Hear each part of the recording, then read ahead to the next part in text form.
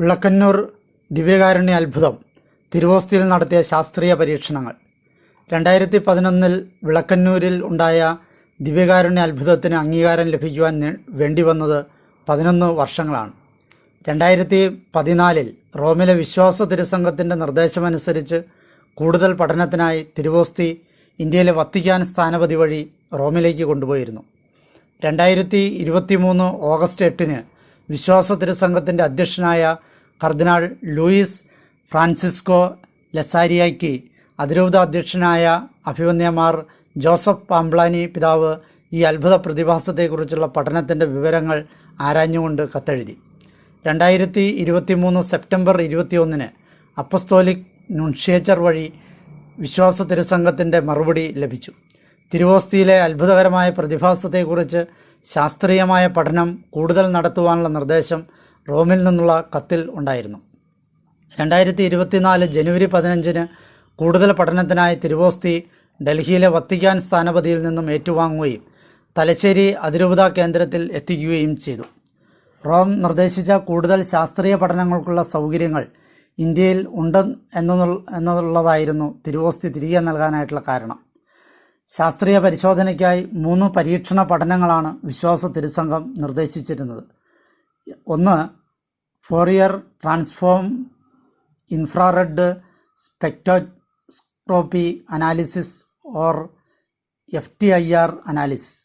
2, HPLC-MS or high performance liquid chromatography HPLC. 3, mass spectrometry. Bangalore Christ യൂണിവേഴ്സിറ്റിയിൽ ഈ പഠനങ്ങൾക്കുള്ള ആധുനിക ഉപകരണങ്ങൾ ഉണ്ടായിരുന്നതിനാൽ വിശ്വാസ തിരുസംഘത്തിൻ്റെ അനുമതിയോടുകൂടി ബാംഗ്ലൂർ ക്രൈസ്റ്റ് യൂണിവേഴ്സിറ്റി ലാബിലാണ് പഠനങ്ങൾ നടത്തിയത്. വിശ്വാസ തിരുസംഘത്തിൻ്റെ നിർദ്ദേശമനുസരിച്ച് ശാസ്ത്രീയ പഠനങ്ങളും പരീക്ഷണങ്ങളും നടത്തുവാൻ ശാസ്ത്രജ്ഞന്മാരുടെ ഒരു സമിതിയെ നിയോഗിച്ചു. 2014 ജനുവരി 23 കൂടുതൽ പഠനത്തിനായി തിരുവോസ്തി ബാംഗ്ലൂർ ക്രൈസ്റ്റ് യൂണിവേഴ്സിറ്റിയിലെത്തിച്ചു.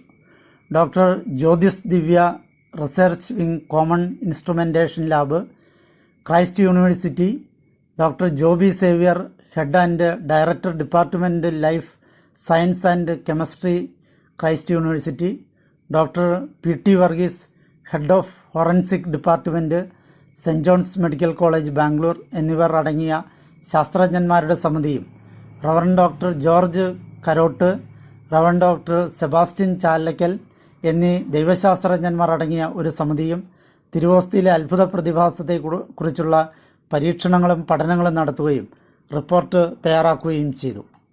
തിരുവോസ്തിയിലെ ഛായാചിത്രത്തിൽ പുറമേ നിന്നുള്ള ഏതെങ്കിലും പദാർത്ഥത്തിൻ്റെ സ്വാധീനമുണ്ടോ എന്ന് മനസ്സിലാക്കുവാൻ കഴിയുന്ന പരീക്ഷണങ്ങളായിരുന്നു വിശ്വാസ തിരുസംഘം നിർദ്ദേശിച്ചിരുന്നത്.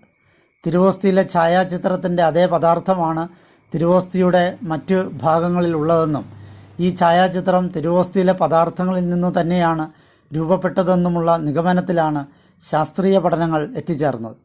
തിരുവോസ്തിയിലെ ഛായാചിത്രത്തിൽ പുറമേ നിന്നുള്ള ഒരു പദാർത്ഥത്തിൻ്റെയും സ്വാധീനം പഠനങ്ങളിൽ കണ്ടെത്താൻ കഴിഞ്ഞില്ല.